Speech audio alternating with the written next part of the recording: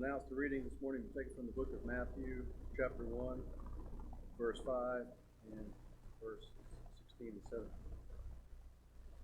Solomon begot Boaz by Rahab. Boaz begot Obed by Ruth. Obed begot Jesse. And Jacob begot Joseph, the husband of Mary, to whom was born Jesus, who was called Christ. So all the generations from Abraham to David are 14 generations, from David until captivity in Babylon are 14 generations, and from the captivity in Babylon until Christ are 14 generations. You may be seated.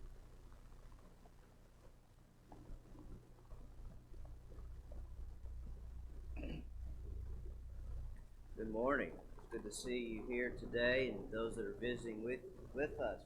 We appreciate you being here on this, whatever winter this is, dogwood, blackberry, blueberry, raspberry, whatever they call it. I haven't learned that.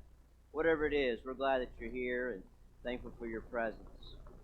I want to remind those who are members that we do have tomorrow night. It is hard to believe tomorrow is the first day of April. Is Monday night for the Master, and it is a time where we can come together and rotate from activity to activity. We're going to do a lot of great things. We have cards for various groups of people. We also have other shut-ins that we want to provide a meal for that I have selected. We have also added where World Bible School correspondence that they need more people, and we have an application where you can be the instructor and guide the person that's learning the Bible, whether they're around in our state, whether they're in some other country.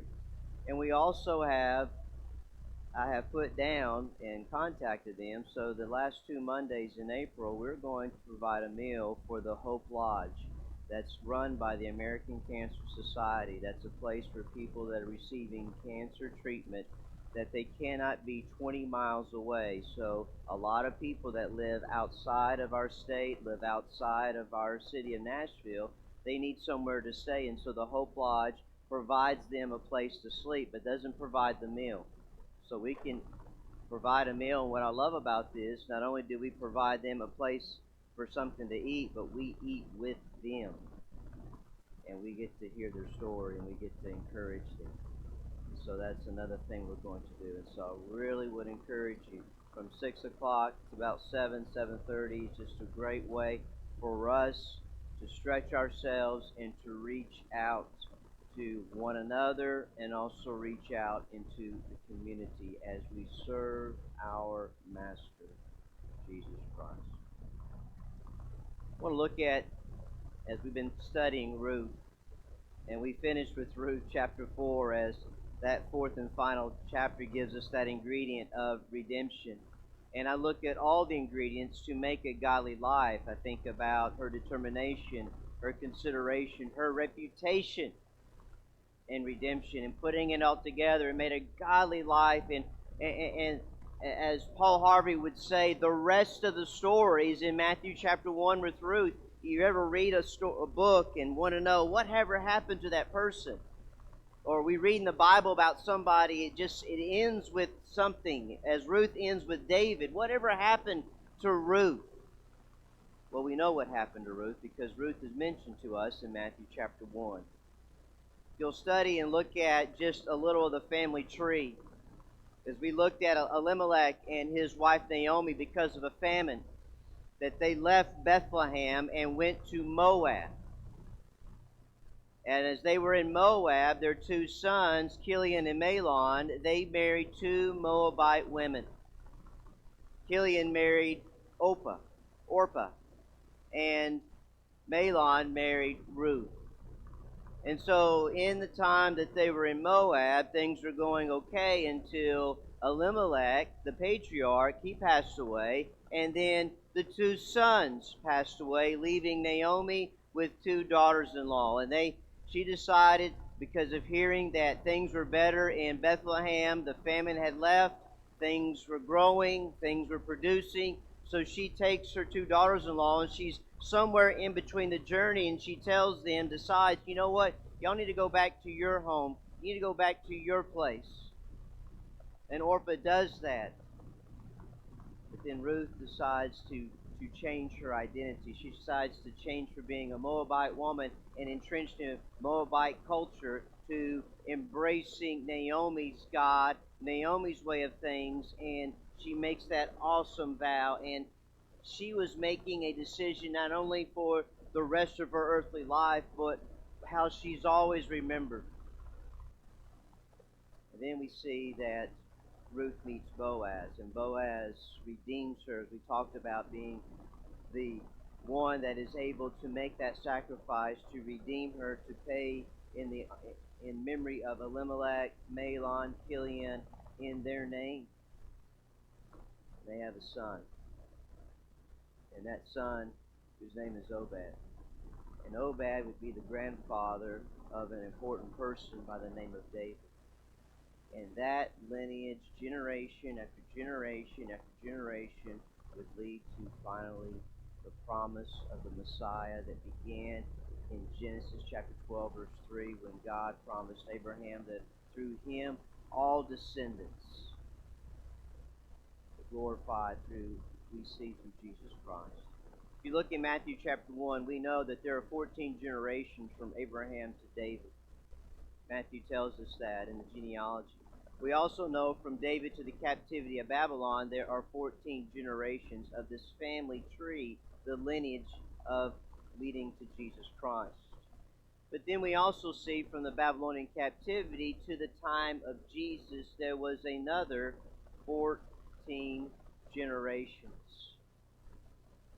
In all of this, and in the story of Ruth, and even after the story of Ruth, God doesn't intervene. He doesn't say anything to Ruth. He doesn't say anything to Boaz. It's their faithfulness. It's their trusting in God. It's through the ups and downs of life. It is through following what they should know that we see God working this out, leading up for us to know the history and the lineage which God promised that led to Jesus Christ. And we see the gift of family. It is said about family is designed to be a safe haven. Sometimes it's in our families that we have the deepest heartache. You think about the very first family, Adam and Eve. They had two boys, Cain and Abel. Even in the first family, there were problems, weren't there? Which is fascinating, because what outside temptations and influences didn't have the culture, didn't have constant noises from technology that are trying to get their attention, but that they still had issues, and we see through the story playing out that Cain becomes jealous and he slays his brother, his only brother at the time, Abel. He kills him. Cain's banished, and Cain becomes what we call the first black sheep of the family. The one in the family that goes against family values, family belief system, that goes completely the opposite direction of how the family is raised. Cain, Adam and Eve, I will believe, raised both those boys the same way, as they were both offering a sacrifice to God. Although Cain was not acceptable, Abel's was. He became upset, and therefore that playing out. And we see that play out in a lot of families. You look at your own family, it's possible in your own family there might be a black sheep, in the sense of someone that's living a life that is contrary to what the family thinks is acceptable, what is good, what is pleasant. It may be your uncle. It may be an extended member as a cousin. It may be someone closer like a family member, whether it be the father, the mother, maybe a child, just going the complete opposite direction. And I would say to you, if that pertains to you, then your family is no different than the family of Jesus Christ. Because it's in the family of Jesus Christ we see good, we see bad, and we find through all of it peace that can come through the lineage and the heritage of Jesus Christ, who Christ is. The first thing I want to share is this: the people in Jesus' family, as we see the rest of the story with Ruth, and also other things through Matthew chapter 1. Maybe in reading Matthew, you look at Matthew chapter 1, you see so and so begot so and so, and you think, my goodness, I don't know who these people are. I really don't care. I just want to know what Jesus did. And you go straight to Matthew chapter 2. But there's a great lesson in Matthew chapter 1 with the genealogy. And you need to understand that genealogies mattered a great deal to people at this particular time. For us today, a genealogy, you may know your family history, you may not. And if you don't know, so what? But for a Jewish person, it meant everything. It defined who they were. Maybe you know this or not, but in studying Herod the Great, who was in control at this particular time, he purged some of his own genealogy because of the kind of people that they were, and he didn't want people to know that he was connected to them. And so genealogy said a lot about who you were. It said your identity, it was your family, and whether it was good or bad, it was connected to who you are because of your name and your history and the lineage. And yeah, when you think about the genealogy of Jesus, if we didn't have Matthew chapter 1 and you were to say, okay, who was in the history of Jesus? Who would be down the line from Mary and Joseph? We would think God would prune and trim out the best of the best people. And if you thought that, you'd be wrong. You know, that whole list of people, let me tell you something about all those people. They were sinners. Every one of them. Not one of them was perfect.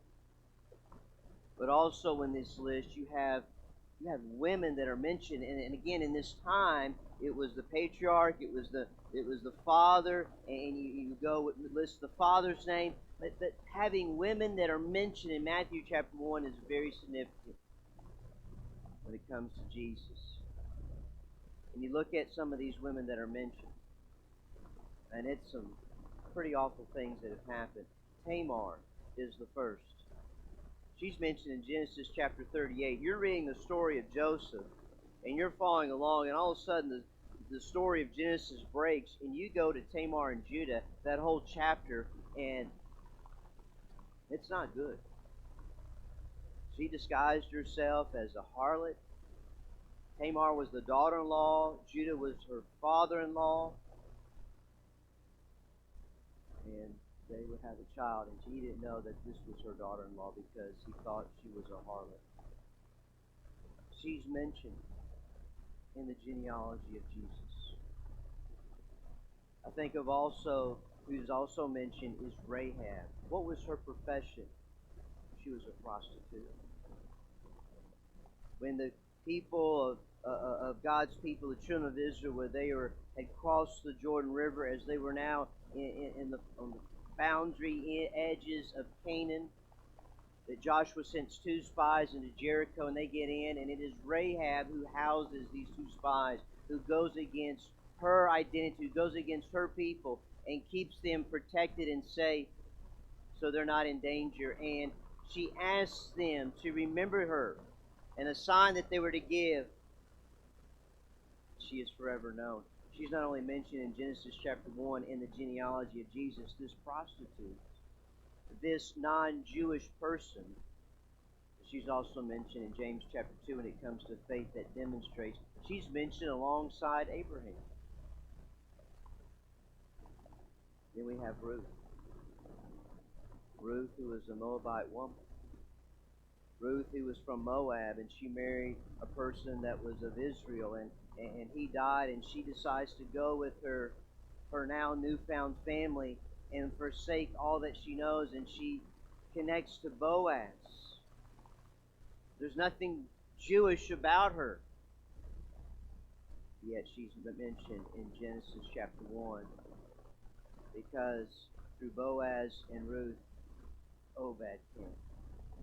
And Obed was important because he would have a son named Jesse, and Jesse would have a son named David, and so forth, leading to Jesus Christ. And then if you also look in Matthew chapter 1, you find with David, well, we find David's sin, don't we? Look at verse 6. Don't even have her name mentioned.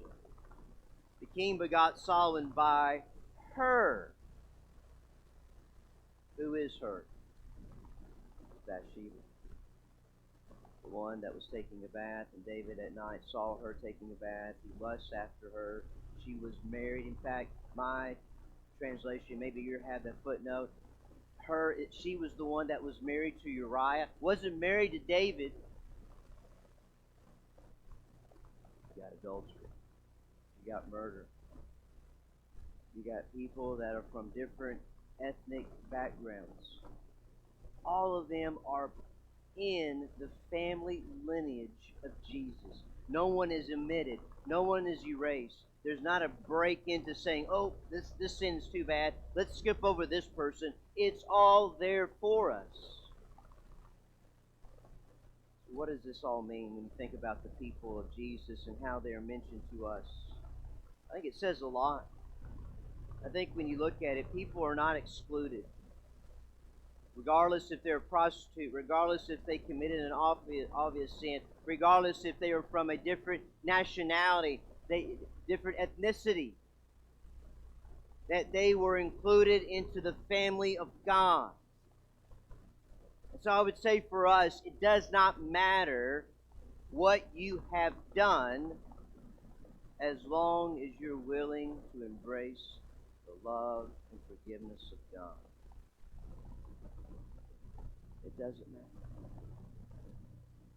We think it does. We think it matters so much that we are beyond forgiveness. We are beyond the grace of God that is received through the life and death and the resurrection of Jesus Christ. And I would say to that person, once you study Matthew chapter 1 and consider some of these people. We got prostitutes. We got people disguise themselves like a prostitute to sleep with a family member. We have adultery. We have murder. In fact, the whole list of them are sinners.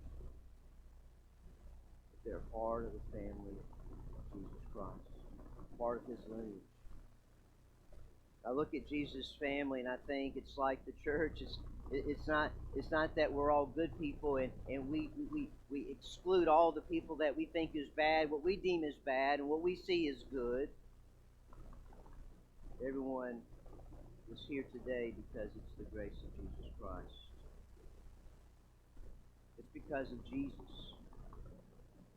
When I look at Jesus' family, I see a great contrast, but I see also a similarity. I see prostitutes, I see kings, I see male, I see female, I see Jews, I see Gentiles, I see one who's from this nationality, this one from another nationality. I see people that were moral, I see people that were immoral, but they're all together in this family as if they are equals. They're equal because they have all sinned. They are all lost. But they're also equal because they have been accepted and loved by God. The only time God is really, obviously, is ashamed of us is if we are in a sinful situation and we continue and want to be in it. And I think about the people, how they changed their life from things that we would just, and even our culture today, we would shun. We would say, no, stay away from me. We would judge. God accepted because of their faith, because of their willingness to repent, because of their reason to ask for confession, to be forgiven. And I think the people of this genealogy of Jesus Christ shows us that God wants us all to come to Him. To think that God doesn't want anybody, that's a lie. That's a lie from the devil. Well, I want everyone to come except unless you're this type of person. Unless you've done this. And that's what people believe. They think that in themselves. Well, God's going to accept anybody, but He's not going to accept me. That's a lie. Because what Jesus came and did for us was for God to love the world, right? And you look at the world's pretty sinful. The world has done a lot of horrible things, and countries have done a lot of horrible things, and people have done a lot of horrible things. But God so loved the world that while we were sinners, Christ died for us.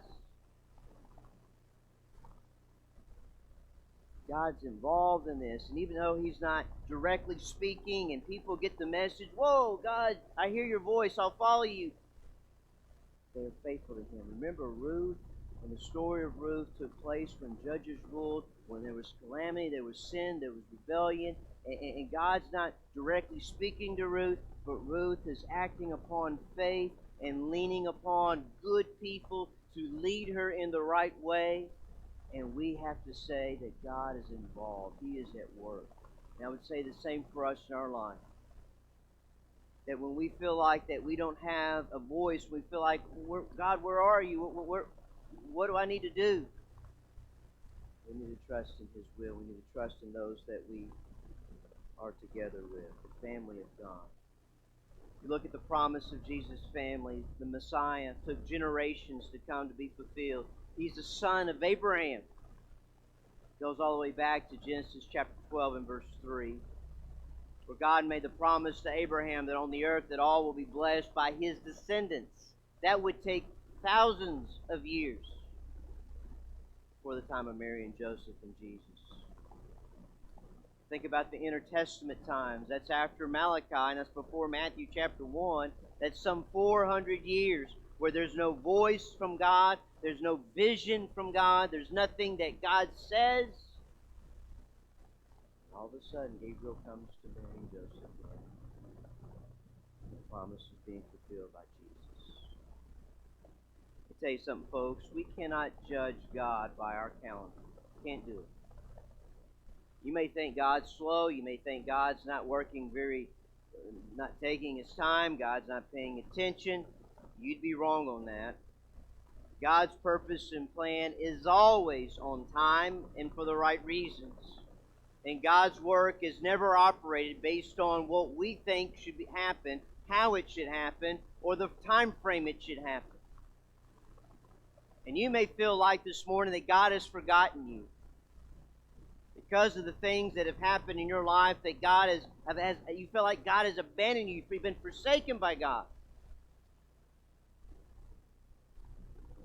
But I look at Matthew chapter 1, I see that's not the case, because God over and over and over shows His willingness to forgive and extend grace to those where grace is shown. God was involved, but in some cases not directly involved. He wasn't directly telling people, hey, this is what I want you to do. Okay, God, I got your message. This is what I need to do. They trusted, they had faith, they endured, they persevered. They had the ups and downs. Just as you and I, we have the words of God, but God's not going to come and say anything else differently than what He's already said, and we got to trust in Him. We got to have faith. I think about Ruth. She walked by faith, not even realizing what true faith is, but she did it by leaving home and joining the family of God, and she is now etched forever as a part of the family of Jesus Christ, the lineage of Jesus Christ, the genealogy of Jesus Christ. I think about Ruth, I think about Rahab, I think about Tamar, Bathsheba, and it reminds me what Paul says, that all God can do exceedingly more than all we can think or even imagine, according to the power that is at work within us, Ephesians chapter 3, verse 20. I would say this to you. If you're trying to clean up your life before you come to God, you're wasting your time. You're wasting your time. You can't clean your life. God is the one that cleans. God is the one that cleanses. God is the one that forgives. God is the one that sent His Son, Jesus. He died for us. That symbol, as Eric reminded us, of what He did for us, the sacrifice. It should be us but it's not. He did it once, and it's enough. We need to understand that we have a hope like Ruth had a hope, because God keeps His promises. As He kept His promise with Abraham, and as we see people that are added to this that we would not ever think that should be added to this, but they were because of God. God will keep His promise for us. The promise that we have eternal life. The promise that Christ will come again. The promise that we will stand before Him in the judgment seat, and we will give an account of the things that we've done, whether good or bad in this body. See, the story of Ruth, the rest of the story reminds me of God's grace, God's love, God's wonderful gift of forgiveness, and the family that we could be a part of, the church. You look around this room, and there are so many differences, personalities, and weaknesses, and strengths, and talents. And if you were to handpick a group of people, you wouldn't have picked a group like this. Just like we wouldn't have thought of the disciples that Jesus picked. And that's the glorious thing about the church. You don't decide. You don't pick and choose, because it's not your body. It's not your church. It's not mine. It's an invitation that's extended to us all. To be a part of the greatest family. That the messes that we've made, God has fulfilled you. We're willing to be. We're willing to be. For some of us, we're willing to be baptized for the remission of our sins. We're forgiven. I don't care what it is. You're forgiven by God. He, God, not us, He adds you to His church.